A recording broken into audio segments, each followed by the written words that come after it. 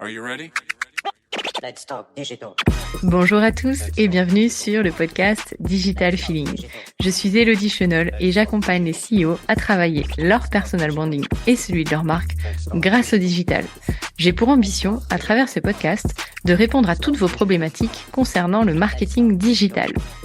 Pour cela, si vous avez une question, rien de plus simple, vous m'envoyez un message sur LinkedIn en privé et j'y réponds lors d'un épisode.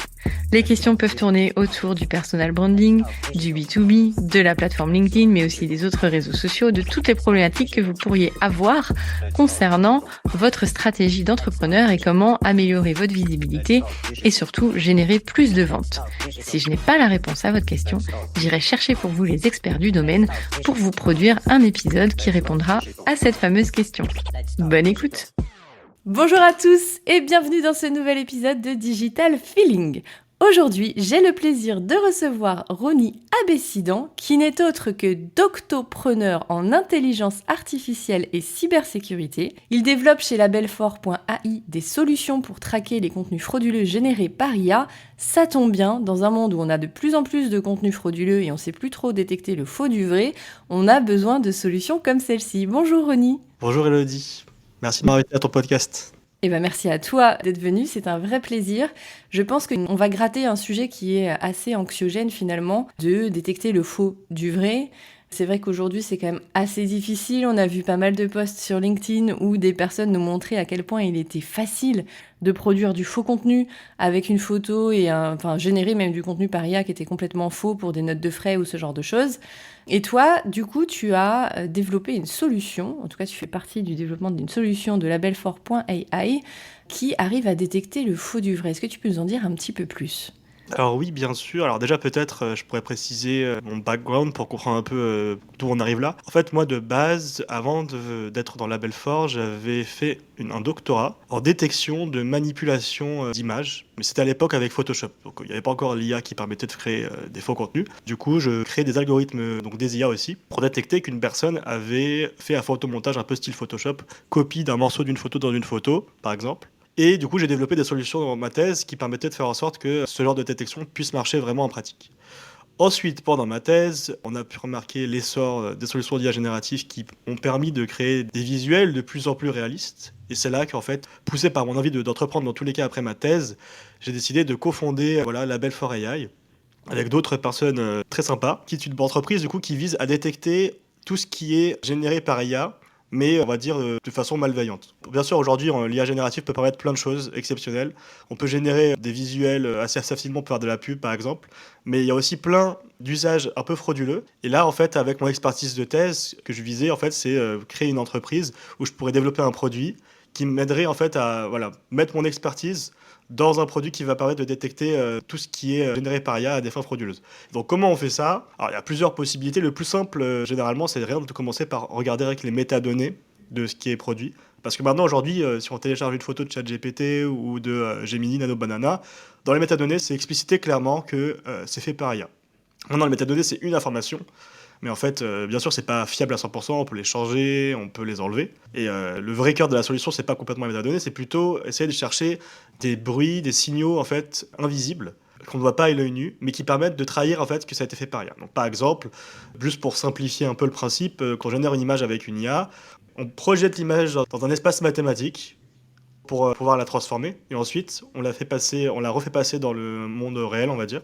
Et ce passage en fait de l'espace mathématique vers le monde réel, il laisse des traces invisibles qu'on peut capturer. Alors bien sûr, ça choquera personne à l'œil nu, mais en fait, ça se détecte facilement avec de l'IA. Autre chose, une IA qui, par exemple, est utilisée pour générer des faux sinistres pour les assurances, en fait, elle va générer des voitures, elle va générer des éclats, elle va générer des fissures dans des murs. Bon, elle aura un style de génération qu'on peut essayer aussi de capturer parce que, en fait, dans l'espace mathématique où en fait on relie le prompt à ce qui va être généré, en fait, il y a une capture de la sémantique des objets. Et donc la façon dont l'IA va générer des objets va être différente de la façon dont une photographie a représenté l'objet par rapport à la personne qui a pris la photo. Donc du coup, il y a aussi ce genre d'algorithme-là qui cherche à essayer de détecter si c'est plutôt du style d'une IA ou du style d'une photographie. En parallèle de ça, il y a aussi tout ce qui est détection de manipulation partielle par IA. Donc en fait, parfois, c'est pas toute l'image qui est changée, c'est rien qu'un bout de l'image et la majorité des pixels restent authentiques. Et dans ce cas-là, il y a des méthodes, par exemple, où on va essayer de chercher s'il n'y a pas une différence de bruit de capteur avec le bruit de l'IA. C'est-à-dire qu'en fait, si l'image a été prise par un appareil photo et qu'en plein milieu, il y a un endroit où en fait, ça a été modifié par une IA, bah, comme chaque capteur de photo laisse un bruit, une empreinte numérique, et qu'une IA laisse un autre bruit, on peut entraîner un algorithme à différencier le bruit de l'IA du bruit du capteur photo, ce qui fait qu'on peut même délimiter la zone où en fait la modification a été faite. Donc là, si je simplifie un petit peu ce que tu viens de dire, ou en tout cas que j'essaye de traduire ce que tu viens de dire pour être sûr de bien comprendre, aujourd'hui, c'est la fin de ceux qui trafiquaient leurs notes de frais avec un petit Photoshop pour changer la date ou pour changer la somme, ou voilà. C'est la fin des personnes qui qui peuvent générer des faux tickets de caisse. On avait vu un post de Raphaël Chenol qui avait cartonné où il avait montré à quel point c'était facile de générer un faux ticket de caisse avec un chat GPT en plus, donc vraiment pas compliqué. Donc toi, avec ta solution, la solution sur laquelle tu as travaillé, c'est la fin de la petite comme de la grosse fraude en termes de visuel. La fraude Photoshop, je pense que c'est pas forcément la fin. En fait, il y a des personnes qui estiment que c'est toujours bien de frauder avec Photoshop parce que du coup, maintenant, les gens se concentrent sur l'IA et donc ça fait que peut-être que Photoshop, ça va mieux passer. Surtout qu'en plus, une manipulation par Photoshop, c'est plus subtil qu'une manipulation par IA parce que l'IA laisse beaucoup de traces. Là où la manipulation Photoshop, ça va changer que l'endroit où tu veux changer l'élément. Néanmoins, en fait, c'est pas ça pour moi qui est la vraie question. C'est plutôt que l'IA a rendu accessible la fraude à beaucoup plus de personnes. C'est-à-dire que les personnes qui utilisent Photoshop pour frauder, ils ont déjà une expertise quand même pour bien le faire. C'est pas évident. Il faut déjà avoir Photoshop, se retrouver dans le logiciel, faire en sorte que ça passe vraiment bien et savoir que ça va pas être détecté. Donc ça va quand même beaucoup de prérequis. Alors là où l'IA, en fait, on a juste à écrire un prompt et ça le fait pour nous. Donc c'est ça qui fait qu'en fait, ça va massifier la fraude. Et nous, ce qu'on veut, c'est proposer une solution qui va automatiser la détection de cette fraude. Donc c'est pour répondre à la massification. Après, voilà, ma solution, il y a des limites, on peut pas tout détecter à 100%. Donc c'est pas si simple. C'est pas la fin de la fraude par IA, mais c'est le début d'une détection poussée de tout ce qui est fait par IA. Et c'est déjà énorme. C'est déjà énorme. C'est-à-dire qu'on a déjà des algorithmes qui peuvent faire plein de choses, mais il y a des limites. Par exemple, rien que le fait de compresser un peu l'image, ça détériore un peu la détection. Parce que du coup, ça casse un peu des traces d'IA. Bah, bien sûr, on a des solutions pour remédier à tout ça. On innove, on a un partenariat avec des laboratoires de recherche, on va très loin pour pouvoir pousser toutes les limites, mais en tout cas, c'est un problème qui est loin d'être résolu. Et c'est pour ça qu'il y a plusieurs acteurs sur le marché qui essayent tant bien que mal de faire une détection qui marche dans la réalité terrain, parce que c'est pas la réalité terrain, c'est pas la réalité académique. C'est-à-dire, si on reste dans des conditions de laboratoire, on peut faire des super détecteurs qui marchent très très très bien, mais dès qu'on arrive sur le terrain réel de la fraude, là, il y a une vraie adaptation à faire qu'on fait. Voilà. D'accord. Et alors, votre solution, donc on a parlé de la fraude, parce que c'était l'usage le plus en masse, on va dire, pour reprendre tes termes, effectivement, faire face à la massification. Tes clients, c'est qui ? Peu du côté des banques, assurances, cabinets d'audit. Qu'est-ce qu'ils cherchent? En fait, ils remarquent qu'il y a de plus en plus de fraude par intelligence artificielle. Donc là, on a parlé de la fraude documentaire. Donc, par exemple, on a dit fausse note de frais ou fausse facture, faux certificat médical. On a aussi des faux actes de décès. Il y a tout ce qui est faux sinistre à l'assurance, bien sûr. Et aussi, on a des cas où en fait, c'est pas forcément des fausses images, parce que là, je suis très centré sur l'image, mais mon entreprise, elle vise à détecter tous les contenus générés par IA, peu importe sa forme. Et on a aussi des cas où en fait c'est juste de l'arnaque au président. On a envoyé sur WhatsApp un faux vocal du président avec une voix clonée qui ordonne à son comptable de verser une somme d'argent à tel IBAN et que c'est urgent. Voilà. On a des cas qui arrivent de plus en plus comme ça. Voilà. Et après il y a aussi le cas du deepfake en live où en fait on fait un entretien RH et devant nous la personne n'existe pas. Donc la voix est trafiquée, le visage est trafiqué. Alors, on n'est pas encore arrivé au cas où c'est complètement automatisé, il n'y a même pas une personne qui est derrière l'écran, mais on va arriver facilement à ce cas-là où en fait tout sera automatisé et les gens vont envoyer en masse des faux candidats et en fait ils espéront qu'il y a une personne qui va se faire avoir, quoi. Donc voilà, pour le coup il y a beaucoup de problématiques dans toutes les modalités qui intéressent nos clients. Ok, donc assez large et effectivement, enfin je le disais en introduction et tu as rebondi dessus, mais c'est vrai que c'est quand même un sujet hyper d'actualité. Aujourd'hui, moi, quand je donne des cours, je sensibilise les étudiants au fait que ça c'est vrai, ça c'est pas vrai, en termes d'image notamment, parce que ça va très très vite. En termes de vidéo, aujourd'hui, ça devient de plus en plus difficile parce que de reconnaître si c'est un vrai format ou si c'est un faux, est-ce que c'est probable ou pas, parce que les outils aussi montent en compétences dans plus de finesse. On a le fameux test de Will Smith qui mange des pâtes. Voilà, connu de tous. Du coup, c'est vrai qu'aujourd'hui, on a l'impression que c'est vraiment Will Smith qui mange des pâtes et ça devient vraiment difficile. Donc les entreprises, elles ont besoin d'être rassurées sur ce qui est faux ou ce qui est vrai. Et sachant qu'en plus, tu touches un point très intéressant parce que les modèles d'IA ne cessent de s'améliorer dans le temps. C'est très très rapide.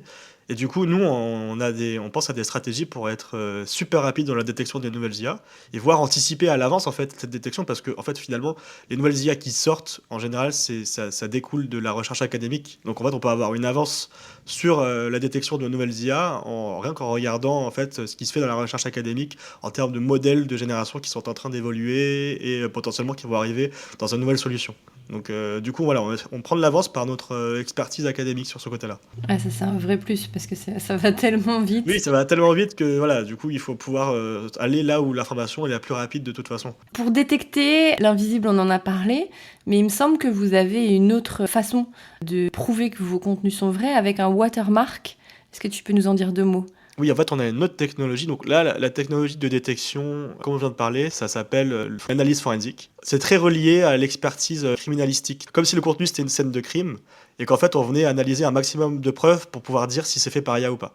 Donc c'est très Génial. lié à ça. Ça fait très expert Miami. Et on a aussi une autre technologie qui s'appelle Digital Watermark, tatouage numérique, où l'idée là c'est de dire qu'en fait on propose un garde-fou sur les contenus générés par IA, c'est-à-dire que dès que le contenu est généré, on a une techno qui peut imposer dessus un tatouage qui est alors, invisible pour tout ce qui est visuel et imperceptible pour tout ce qui est audio, de façon à pouvoir dire derrière qu'avec une très très grosse fiabilité que c'est fait par IA. Mais ça, c'est plutôt d'anticipation, c'est-à-dire qu'en fait, on imagine qu'on a un acteur qui veut pouvoir être transparent en fait sur son usage de l'IA dans ce qu'il génère. Donc en fait, il utilise notre watermark pour derrière qu'on puisse facilement dire que c'est de l'IA automatiquement avec une grosse fiabilité. Il faut penser à ce garde-fou. Alors maintenant, quel est l'intérêt de faire ça? Qui va le faire? Il faut savoir qu'il va y avoir une loi, donc l'EUI Act, qui va, donc notamment l'article 50 de l'EUI Act, qui va là être active à partir de août 2026, qui impose en fait à tous les fournisseurs d'IA générative qui créent du contenu à destination d'un public et que c'est pas, donc pas privé, ils vont imposer en fait de mettre une forme de technologie qui permettra d'assurer la transparence des contenus générés par IA en ligne. Parce que là, on se rend compte que c'est n'importe quoi, que voilà, effectivement, le public ne sait plus de distinguer le vrai du faux, qu'il y a beaucoup d'arnaques. Et donc, pour réguler tout ça, il y a une volonté de l'Union européenne d'imposer aux fournisseurs de contenus générés par IA de mettre alors pas forcément un watermark, mais de mettre une technologie qui va permettre de tracer et être transparent sur l'usage de l'IA en ligne. Alors maintenant, nous, on est beaucoup sur le watermark parce que dans toutes les technologies possibles pour réussir à faire ça, le watermark, pour nous, est le plus prometteur et c'est un peu le pilier de tout.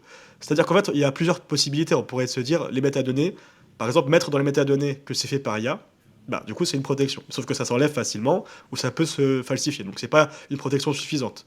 On a aussi le cas de dire, on peut faire une blockchain où en fait tout ce qui est généré, on le met dans la blockchain et ensuite, après, du coup, on a juste à revoir si la donnée est dans la blockchain et on sait si c'est généré ou pas. Le problème de ça, c'est que déjà, on est sur une massification de données générées par IA, ça va prendre énormément de volume, toute cette histoire. Mais en plus de ça, si je mets par exemple, je prends le cas d'une image parce que c'est assez facile à expliquer. Si je prends une image, que je la mets dans la blockchain, si je la crop ou que je mets une compression JPEG ou que je mets un filtre Instagram ou je sais pas quoi, c'est plus la même image. Donc est-ce que je suis censé remettre pour toutes les versions possibles d'une image, l'image dans la blockchain?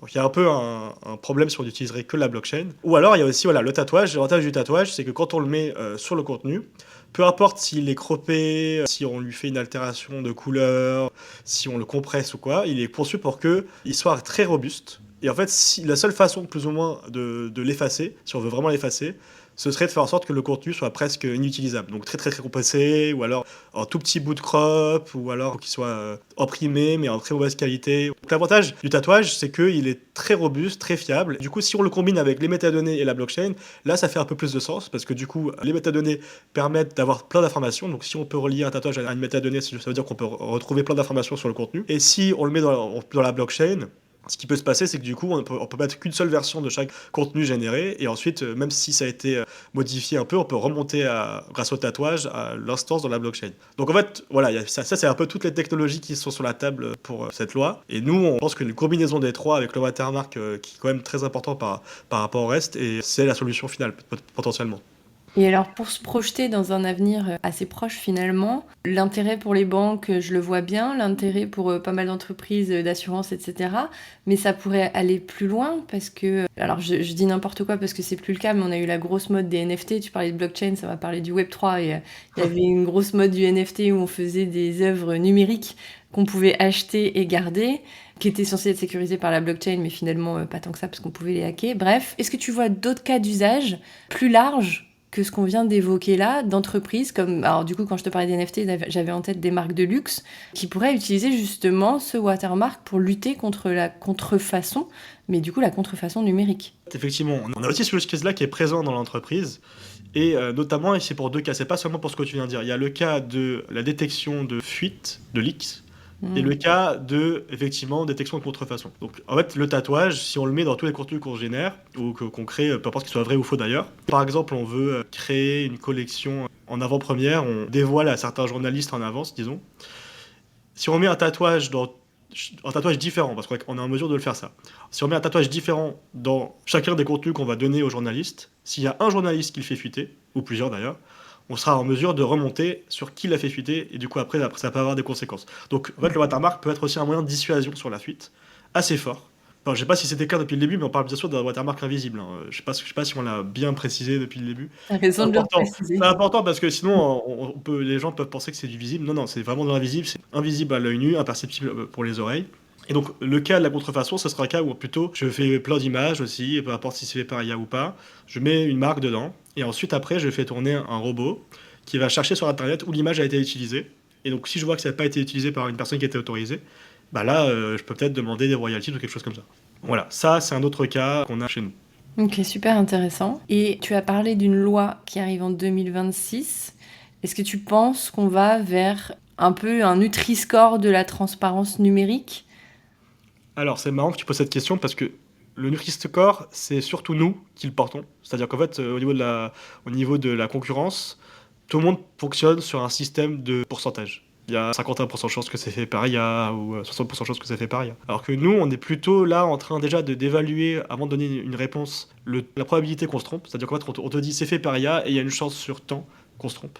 Mais on donne pas directement la probabilité, on le transforme parce que ça serait trop compliqué à comprendre pour nos clients. On le transforme en score, en ABCDE. Donc en fait, si on se met sur A, ça veut dire que, ok, on est sûr que. Enfin, on retrouve rien, nos détecteurs trouvent rien. Donc on sait pas si c'est. Potentiellement, il y a peut-être de l'IA, mais en tout cas, nous, à ce stade, on trouve rien. Et quand c'est E, ça veut dire que voilà, il y a une chance sur. On trouve quelque chose et il y a une chance sur 100 000 qu'on se trompe. Tu vois. Et entre les deux, voilà, on est sur une chance sur 1000, une chance sur 10 000, etc. Donc on est là pour vraiment. En fait, ce score, on l'a inventé pour pouvoir mettre de l'interprétabilité un peu dans les résultats et ne pas avoir ce problème de ok, l'IA dit 51%, est-ce que ça veut dire que du coup je dois croire que c'est fait par IA parce que du coup c'est plus que la majorité ou pas. Donc en fait voilà, généralement c'est pas du tout ça. C'est pour ça que nous on prend le temps de calibrer nos détecteurs selon la base de données des clients. Donc par exemple des documents, c'est pas des images de sinistres, donc on n'a pas la même calibration, on n'a pas la même spécialisation du détecteur, et donc du coup derrière on est capable d'approximer empiriquement et de dire ok, ben on te donne un résultat mais on te garantit qu'il y a empiriquement une chance sur 1000 de se tromper, une chance sur 10 000 de se tromper, etc. Donc, c'est vraiment nous je n'ai pas vu ailleurs ce truc. Je sais pas où tu l'as vu d'ailleurs, le Nutri-Score, mais c'est vraiment un truc voilà, qu'on a inventé assez rapidement, mais que pour l'instant on est les seuls à porter. Passionnant. Et on a parlé, alors passionnant parce que je suis en train de me projeter aussi dans plein de cas d'usage, mais on a parlé beaucoup de sécurité, on a parlé de déceler le deepfake qui serait généré par de l'IA.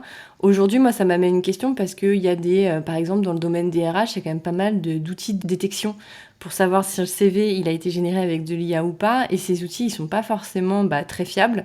Une fois sur deux, enfin en tout cas quand j'avais fait le test en formation, on avait tous fait des CV avec ChatGPT et une fois sur deux, ils se plantaient. C'est quoi, alors ma question est peut-être, je rentre peut-être dans un secret professionnel et tu m'arrêtes tout de suite, mais c'est quoi votre différence justement par rapport à ce qui existe aujourd'hui et qu'est-ce qui fait que votre algo, il marche mieux? Alors, l'algo que tu as testé, c'était de la détection de texte, c'est ça? C'était GPT-0, je crois. Non, mais il détectait le texte Oui, généré. tout à fait. Oui, Tout à voilà. Ok. Alors le texte, c'est très particulier par rapport au reste des modalités. C'est une modalité dans laquelle on peut faire beaucoup de faux positifs facilement pour plein de raisons. Là, ton CV, il était long ou il était court? C'était une page. C'était une page. Donc oui, mais en fait, en termes de texte, c'était un C'était paragraphe, quoi. court. Ouais, ça Ouais, c'est. c'était court, voilà. Donc déjà, le fait que ce soit court, la détection de texte, c'est compliqué d'avoir. En fait, le texte, c'est quand même une modalité particulière parce on peut avoir des cas où on va détecter des textes courts. Mais sauf qu'en réalité, si tu détectes des textes courts, en fait, t'as moins de traces d'IA que si c'était long. Enfin, c'est logique. Et donc, tu vois, dans une image, par exemple, il y a énormément de pixels. Donc, il y a des traces qui sont abondantes, on va dire. Dans l'audio, dans la vidéo, c'est pareil. Le texte est très particulier parce qu'il y en a beaucoup moins déjà. Autre chose, nous, en fait, on se positionne pas sur le texte pour l'instant parce que, ouais, voilà, justement, faire un détecteur de texte qui est assez fiable, c'est compliqué. La chose qu'on arrive à faire qui est facile, c'est de détecter tout ce qui est généré par ChatGPT avec un prompt naïf et, on va dire, avec une certaine quantité de texte. Rien qu'en lui disant généralement mon CV, il va peut-être te faire un faux CV, que là, par contre, on sera capable de détecter, parce qu'il a complètement généré lui-même toutes les infos. Mais Mm. si toi, maintenant, tu intègres dans le prompt toutes tes informations à toi, et que tu lui dis de générer avec ces informations-là, bah, en fait, là, pour le coup, tu as changé beaucoup le caractère aléatoire de l'algorithme, parce que du coup, il est obligé d'utiliser tes informations, et ce qui fait que là, les traces d'IA, elles sont un peu effacées, quoi. Donc c'est super compliqué d'apprendre à détecter du texte qui est issu d'un prompt avec beaucoup, beaucoup d'informations précises. Ok, Ouais, ça, super faut être clair. honnête là-dessus. Et en fait, je pense qu'il y a beaucoup d'acteurs qui sont pas très honnêtes là-dessus et qui vendent plein de détecteurs de texte en ligne. Ça crée plein de faux positifs. En fait, si tu peux t'amuser à prendre des anciennes thèses de gens, tu te rends Mm. compte que tout est fait par ChatGPT soi-disant, alors que c'est plutôt ChatGPT qui a peut-être pioché dans ces thèses-là et ensuite il recrée du texte qui ressemble. Ce cas-là, en fait, moi je le connais à l'université. Il y a beaucoup d'étudiants qui viennent me voir et qui me disent mais j'ai reformulé mes phrases avec ChatGPT pour écrire ma thèse. Est-ce que je dois être flagué? Est-ce qu'on va avoir des sanctions? Enfin, moi je trouve que c'est un peu n'importe quoi. Dans tous les cas, tout ce qu'ils font est assez légitime parce que vu qu'ils font que de la reformulation, ça se détecte quasiment pas. Mais il y a aussi le cas des enseignants qui ne jurent que par leur outil compilation, qui détectent. Alors, de base, ça a détecté le plagiat, ils se sont dit tiens, l'IA c'est un bon marché, on va détecter l'IA aussi, sauf qu'en fait, ils font beaucoup de faux positifs et il y a des étudiants qui se retrouvent à expliquer qu'ils n'ont pas utilisé l'IA alors que l'outil dit qu'ils ont utilisé l'IA. Et tu vois, Mm. c'est pour ça que ce Nutri-Score, on l'introduit parce que ça manque de pédagogie, tout ça. C'est-à-dire qu'en fait, l'algorithme te dit juste c'est IA, c'est pas IA, c'est très binaire. Mais du coup, comment tu interprètes la possibilité que l'algo s'est trompé? Parce que nous, dans un cas comme ça, on te dirait, ok, peut-être un score de B, c'est-à-dire qu'en fait, on pense que c'est fait par IA, mais tu as une chance sur 10 qu'on se trompe, c'est énorme. Donc en fait, peut-être, ne nous crois pas, quoi. Ne nous crois pas. Mm. Et bien, ces outils-là, ils sont pas du tout subtils. Ils laissent penser qu'on peut détecter facilement une petite quantité de texte. En fait, là où ça marche vraiment, c'est quand tu te génères un texte énorme, et vraiment, c'est ChatGPT qui a le lead sur le texte. Et là, ok, et de toute façon, c'est logique qu'on arrive à te flaguer parce que même un humain sur un mémoire ou sur une thèse, tu arriverais facilement à voir que ChatGPT a écrit le mémoire ou la thèse sur 200 pages, sur 30 pages. Mm. Tu n'as même plus besoin du détecteur. Donc, du coup, le cas où le détecteur serait intéressant, c'est un cas qui est extrêmement difficile en pratique. Donc, c'est une modalité qu'on évite. Par contre, on sait extrêmement bien tatouer du texte, c'est-à-dire qu'on peut prendre un LLM, le tatouer à la génération. Et là, par contre, si c'est tatoué par nous, on peut le détecter sans aucun problème, de façon très très fiable. Si jamais on a une entreprise qui veut faire son LLM privé, et que nous, on branche notre algorithme de tatouage, bah derrière, après, elle peut vérifier tous les documents qui ont été générés par IA et que c'est bien son IA qui a été utilisé et pas une autre. Donc voilà, nous, par contre, on croit beaucoup plus au tatouage sur le texte pour l'instant que la détection. Alors, après, dans la détection de texte, on peut avoir des cas d'usage de détection de code généré. Tu vois, détecter que le code a été généré par une IA. C'est plus simple de tatouer à la génération le code qui est généré que détecter le code qui est généré. Ok, on a parlé texte, on a parlé image. Ta solution, elle peut aller sur de la vidéo et de l'audio? Oui, oui, en fait, bien sûr, depuis le début, je change un peu les modalités. Je t'ai parlé à un moment d'audio parce qu'il y avait WhatsApp. Là, je parlais du texte parce que tu me parles du texte. Le texte, en fait, ce qui m'énerve avec le texte, c'est que dès que je parle de mon entreprise, sur ce qu'elle fait, les gens pensent immédiatement au texte. Et le problème, c'est que la détection de texte, c'est le truc le plus compliqué en fait de tout ce qu'on fait. C'est vraiment pas le plus simple. Parce qu'en Mm. plus, non, mais il y a un autre truc que je voudrais me faire sentir, c'est qu'un texte, c'est comme discret. Il y a un ensemble de mots finis dans l'alphabet. Enfin, je veux dire, dans l'ensemble des possibilités des mots, dans le dictionnaire, il y a un ensemble de mots finis. Des pixels, en fait, le nombre de possibilités de pixels, il y en a beaucoup plus. Genre, je veux dire, le nombre d'images qu'on est capable de produire sur une surface de 1024 x 1024 pixels, c'est beaucoup plus que sur les mots qu'on est capable de construire avec une surface finie, quoi.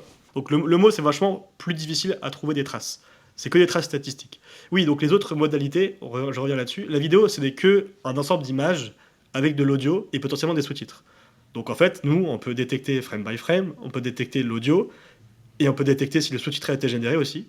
Parce que là, pour le coup, le sous-titre généré, comme une vidéo, ça peut être assez long, on peut potentiellement faire quelque chose. Alors, si on le tatoue, encore plus. Si on tatoue le sous-titre, c'est sûr. Et aussi, il y a tout ce qui est incohérence temporelle. Donc, on travaille sur des algos pour détecter des incohérences temporelles dans la vidéo, parce que pour aller plus loin que juste image par image. Passionnant, parce que c'est vrai que quand on a un œil averti, le temporel et même, j'ai envie de dire, alors je sais pas si vous travaillez dessus, mais l'incohérence il y a pas mal de tests là qui tournent sur des vidéos où tu Oui, vois incohérence qu'avec un physique. couteau, il coupe une tranche et ça fait 3 morceaux directement. Après ça, c'est des incohérences physiques. C'est pas forcément temporel. Incohérences Oui, oui, bien physiques. sûr. Alors, nous, on mise pas forcément là-dessus. Enfin, on peut avoir des algos qui détectent ça, mais on mise pas forcément là-dessus pour l'instant parce que dans le temps, ça ne fait qu'évoluer ça. En fait, il y a une vraie volonté des personnes qui créent ce genre d'algorithme de faire en sorte qu'il n'y ait plus jamais ce problème. Mm. Donc nous, on reste beaucoup dans l'invisible, parce que le problème du visible, c'est comme c'est visible, ça donne envie aux gens qui génèrent ces vidéos de faire en sorte que ça n'existe plus, que ce soit plus visible. Alors que Exactement. l'invisible, on s'en fiche que ça, parce que c'est invisible.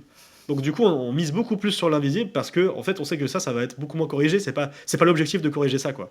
Voilà, on ne veut pas travailler sur un truc qui va être obsolète dans 6 mois parce qu'ils ont corrigé la physique et que maintenant ça fait 2 tranches à la place de 3. Pour les sous-titres, oui, pour les sous-titres, quand je dis que c'est un peu plus facile à détecter, c'est juste parce que en général, le prompt pour un sous-titre, c'est peut-être, ça peut être traduis-moi ce texte ou quelque chose comme ça. Et alors, les évolutions de ce que vous allez faire chez La Belfort, alors je sais pas si peut-être je me projette un peu trop, mais vous irez jusque sur du live, détection de live. On vise complètement ça. Alors bien sûr, la détection de vidéos générées, on est dessus, que ce soit live ou pas live. Effectivement, le live, il y a une vraie demande et on est en plein dedans, en fait. Là, on est en plein dedans. On est en train de développer tout ça. Sachant qu'en live, il y a plusieurs possibilités, en fait. Ça peut être un live où, en fait, on a échangé le visage d'une personne avec une autre personne. Ça peut être un live où, en fait, tout a été généré. Par exemple, maintenant, aujourd'hui, avec Sora, vu que Sora peut faire des trucs assez sympas, ben, tu peux imaginer un live où, en fait, le personnage est complètement généré. Et on va tendre potentiellement vers voilà, une possibilité de créer des visios automatiques avec tout ce qui est généré, sans même qu'il y ait besoin qu'une personne soit un changement de visage. Donc du coup, voilà, c'est pour ça qu'on travaille aussi sur la vidéo entièrement générée, en live et pas en live. Parce qu'il y aura toujours il y aura toujours des fraudes possibles, que ce soit en live ou pas en live. Parce que par exemple, je pense à des cas faciles, mais une vidéo générée qui serait pas en live, on peut envoyer ça sur WhatsApp à une grand-mère et en fait, elle se fait arnaquer parce qu'elle pense que c'est son fils et qu'il est en danger ou je sais pas quoi. Et alors bien sûr, là je prends un exemple très public, mais dans le privé, il y a des trucs comme ça qui peuvent se passer. Donc en fait, tout ce qui est média, ça peut apporter une sorte de preuve. Et du coup, on peut y croire plus facilement, et donc du coup, on peut plus facilement arnaquer les gens. Donc voilà, effectivement, tu soulèves un bon point, on vise les deux. On vise le live et pas le live non plus, parce que les deux sont dangereux. Tout à fait. Et tu lèves un autre point, moi ça me donne un autre cas d'usage, c'est l'AFP. Et la vérification journalistique de toutes les vidéos qu'ils reçoivent. Alors ils ont sûrement plein de choses qui sont en place, mais c'est vrai que c'est un sujet qui remonte pas mal de fois le journaliste doit vérifier sa source, et pour vérifier sa source aujourd'hui, à l'ère de l'IA, si t'as pas une solution comme la tienne, ça devient compliqué de voir la véracité du contenu en tout cas. Tout à fait. D'ailleurs, l'AFP, justement, ils essayent de développer un peu un outil de détection d'IA, mais pour les journalistes, avec les moyens qu'ils ont, en faisant des partenariats avec des labos de recherche. Donc ça reste très limité, mais peut-être suffisant pour le journalisme. Et donc du coup, effectivement, ils mettent des efforts là-dessus aussi pour pouvoir fournir une sorte de boîte à outils pour les journalistes, oui. Alors c'est quoi les projets d'avenir avec Label for AI?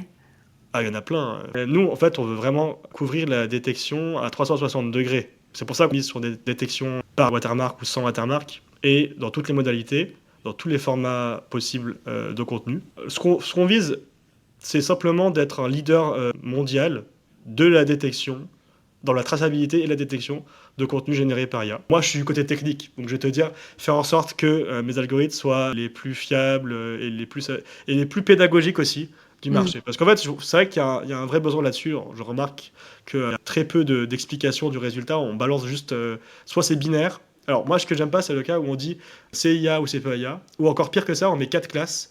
C'est IA, c'est pas IA. Et c'est probablement IA, c'est probablement humain. Du coup, on perd complètement les gens. C'est-à-dire qu'en fait, du coup, on sait pas, on dit peut-être ben que oui, peut-être ben que non. Voilà, pour éviter ça, on essaye de changer complètement la méthode et peut-être d'imposer un nouveau standard. On va voir, je sais pas comment on va le faire. Nous, on aimerait vraiment beaucoup plus de pédagogie et de fiabilité des algos. C'est ce qu'on vise en tech. C'est passionnant et tu l'as dit, pédagogie, parce que étant enseignante, je vois comme toi des étudiants en PLS qui viennent me dire j'ai juste revu mes phrases avec ChatGPT, mais c'est moi qui ai tout fait, on m'a dit que mon contenu il était généré par de l'IA. En réalité, ce qui est dommage avec cette façon de faire, c'est que du coup on fait 100% confiance à cet outil qu'on ne connaît pas, sans prendre en compte le fait que c'est un outil probabiliste et que les probabilités, comme tu l'as dit avec le Nutri-Score, c'est pas du 100% quoi. Mais oui, et c'est pas suffisant. En fait, moi j'ai fait des posts sur LinkedIn à ce sujet d'ailleurs, parce que j'en avais marre d'avoir des questions sur ce sujet, donc j'ai expliqué mon point de vue. Je pense que c'est complètement contre-productif de faire ça, sachant que les outils ne sont pas fiables. Enfin, il y a beaucoup trop de taux de faux positifs. C'est trop facile, on va dire, de punir un étudiant sur juste la base de l'algo. C'est-à-dire qu'il faut aller plus loin. Moi, ce que je disais dans le post, c'est plutôt interroger-les à l'oral sur ce qu'ils ont écrit, je sais pas, n'importe quoi, mais ne faites pas confiance à l'IA. Pour l'instant, on n'est pas vraiment capable de le détecter, quoi. C'est très peu fiable. Non seulement il y a toujours une part de potentiel que ce soit faux, mais en plus de ça, sur le texte, c'est vraiment facile de se foirer. Voilà, il faut faire très attention à ce qu'on dit.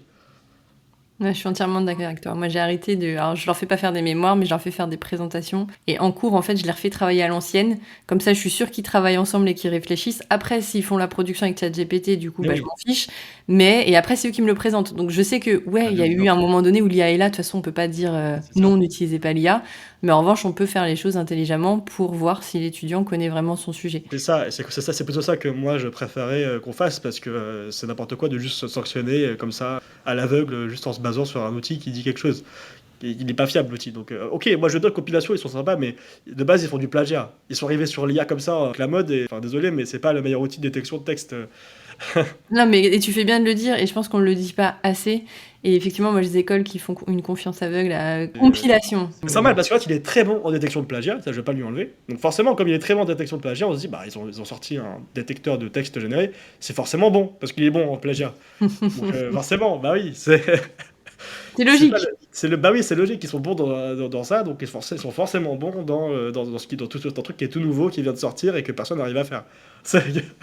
En plus, tu sais quoi, il y a même des business qui se montent, mais en mode mettez votre texte et on vous assure qu'il ne sera pas généré par IA parce qu'on va vous le reformuler. Enfin, il va pas être détecté, parce qu'on va vous le reformuler pour pas qu'il soit détecté. Ouais, non, mais ça, c'est l'arnaque de l'arnaque pour le coup. Ouais, c'est ça. Merci beaucoup Ronnie. Si on veut faire appel à toi ou à la Belfort AI pour justement en savoir un petit peu plus ou travailler avec vous, on te contacte sur LinkedIn. Alors, on peut me contacter sur LinkedIn. Moi, je dirais que vous pouvez même envoyer un mail à contact@labelfort.ai. Il n'y a pas que moi qu'on peut contacter sur LinkedIn. Vous pouvez aussi contacter mon CEO sur LinkedIn, Nicolas Baudin, et il vous fera un plaisir de vous recevoir. Je pense que c'est les deux canaux principaux, LinkedIn et mail. Ronnie, tu as aussi un podcast dans lequel tu expliques, tu accompagnes les futurs doctorants ou les aspirants doctorants à en savoir un petit peu plus sur ce parcours.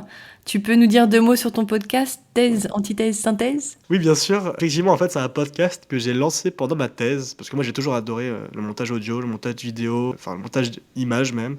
Enfin, du coup, c'est très logique avec cette boîte, finalement, avec la Belfort. Le podcast est un moyen pour moi de déjà fournir un maximum d'informations à plein d'auditeurs, parce que je savais qu'il me manquait ça dans l'écosystème, et en même temps, de combler mon besoin de monter de l'audio, créer un média, quoi. Et du coup, oui, c'est un podcast dans lequel je réponds à plein de questions à propos du doctorat en France. Par exemple, c'est quoi la différence entre faire une thèse en entreprise ou en académie ? Quels sont les débouchés possibles ? À quoi ça sert d'en faire une en sciences sociales ou à quoi ça sert d'en faire une en sciences techniques ? Bref, donc je réponds vraiment à plein de questions que se posent toutes les personnes qui hésitent à faire un doctorat. Et le but, c'était vraiment d'apporter un maximum d'informations sur ce parcours que je trouve encore trop flou en France. Si je parle de mon propre expérience, j'ai eu 1 mois pour me décider si j'allais faire un doctorat ou pas. Au début, je savais même pas ce que c'était, j'avais pas très bien compris. 1 mois, c'était court, mais bon, j'ai fait confiance au sujet, à l'équipe et à tout l'environnement. Et je me suis rendu compte qu'en vrai, j'aurais bien aimé avoir plus qu'un mois. Et c'est pour ça que je me suis dit, je vais faire ce podcast-là pour apporter des informations que moi, j'avais pas eues, mais que d'autres auront du coup, en invitant plein de personnalités de la recherche à témoigner sur une problématique donnée. Et ce que je fais, en fait, c'est que chaque épisode, c'est une sorte de table ronde avec chronologiquement plusieurs personnes qui répondent et donnent leur opinion sur un thème particulier. Typiquement, l'épisode à propos de l'enseignement après la thèse, j'ai commencé par, du coup, j'ai invité dans l'épisode un doctorant qui venait à peine de commencer à enseigner, pour avoir son impression, un doctorant qui a enseigné pendant longtemps, ça fait pendant 2-3 ans, de jeunes maîtresses de conférences qui venaient de réussir le concours et donc qui étaient sur le point de donner des cours, et aussi une maîtresse de conférence qui, elle est maîtresse de conférence depuis 15 ans, 20 ans. Donc du coup, ça permettait d'avoir ce genre de combo de personnalité et de carrière. Je le fais à peu près à chaque épisode pour avoir en fait un super débat sur la question que traite l'épisode, pour qu'en fait, que ce soit vraiment une vraie réponse complète et pas juste la réponse d'une seule personne sur la question. Donc le but, c'est vraiment d'aider un maximum de personnes à se rendre compte que c'est le doctorat. Je veux pas ni encourager ni décourager à faire une thèse. Je veux juste apporter des informations. Et ensuite, les gens, ils décident ce qu'ils veulent faire. Mais au moment, il n'y a pas de regret de ne pas en avoir fait une et pas de regret d'en avoir fait une. Voilà, donc c'est ce que j'essaye d'éviter. Eh bien écoute, merci, parce que je pense que ça va éclairer quand même pas mal de personnes. On en avait parlé, moi c'était un sujet qui était dans un coin de ma tête qui reviendra à un moment donné, mais du coup je vais écouter tous les épisodes avec beaucoup d'intérêt. Et je pense que même si on n'est pas forcément aspirant doctorant, ça peut quand même être hyper intéressant de savoir comment ça fonctionne, parce que tout le monde ne fait pas un PhD, tout le monde ne fait pas un doctorat, et ça reste effectivement un univers mystérieux, donc merci de partager tout ça sur un podcast. Ronnie, je te laisse le mot de la fin. Très bien, alors du coup, si vous êtes dans une situation, vous créez du contenu, par IA ou pas, et que vous voulez le protéger en ligne, ou alors si vous constatez une fraude par IA qui vous embête beaucoup dans votre business, n'hésitez pas à faire appel du coup à la Belfort AI pour vous aider à répondre à vos problématiques. Voilà. Eh ben, c'est bien noté. Merci beaucoup, Ronnie, d'avoir répondu à toutes mes questions. Merci de nous avoir expliqué ce que c'était la fraude avec l'IA. Et si on veut te retrouver, on a compris, c'était sur LinkedIn ou sur le site internet. Je vous remercie à tous d'avoir écouté cet épisode et je vous dis à bientôt. Thank you. You're welcome. Let's talk digital. J'espère que ce podcast vous a plu. Si vous avez aimé cet épisode, n'hésitez pas à soutenir le podcast en laissant une note et un avis sur Apple Podcast ou sur vos plateformes d'écoute. Ça me permettra de remonter et de pouvoir partager à d'autres entrepreneurs les réponses que vous vous posez. Merci à tous, à bientôt.